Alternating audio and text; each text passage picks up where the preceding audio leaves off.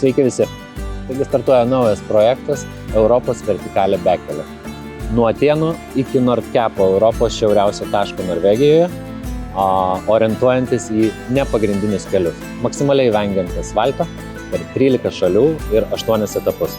Šiuo metu esu Atėnuose ir visai netrukus leidžiuosi į kelią. Pažiūrėkim, kas iš viso to išeis.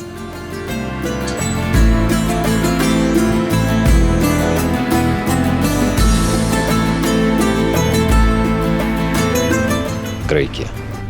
Laukia apie 900 km šiaurės kryptimi, kuriuo siekiu pravažiuoti bekelę.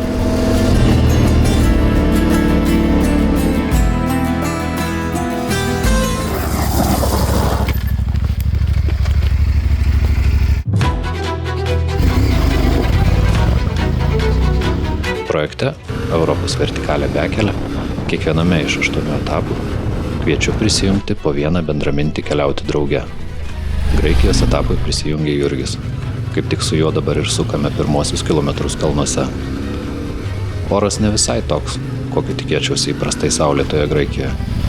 Bet kalnai yra kalnai, o keliukai išties nuostabus.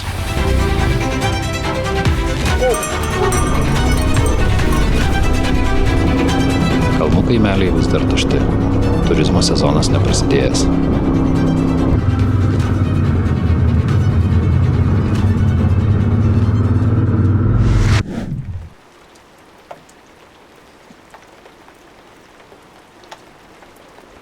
Kylant vis aukštyn į kalnus, susidurime su nauja realybė. Lietų keičia sniegas. Aukštis siekia 1500 metrų ir tai tik pradžia. Šiame etape turėtume kilti į beveik 2 km viršukalnes. Bet čia visur dar žiema.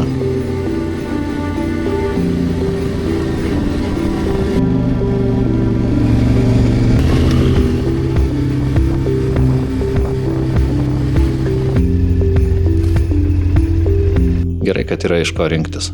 Sukame į žemiau, arčiau jūros esantį kelią.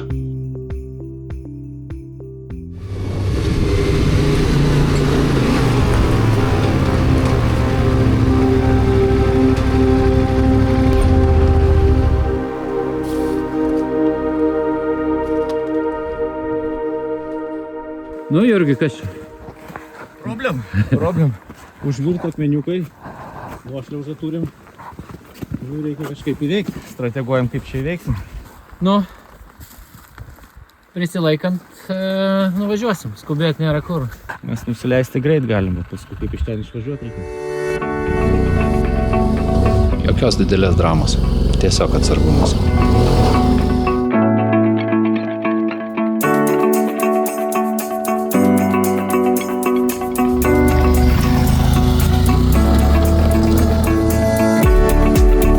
Važiuojant bekelę, danga po ratais nuolat keičiasi.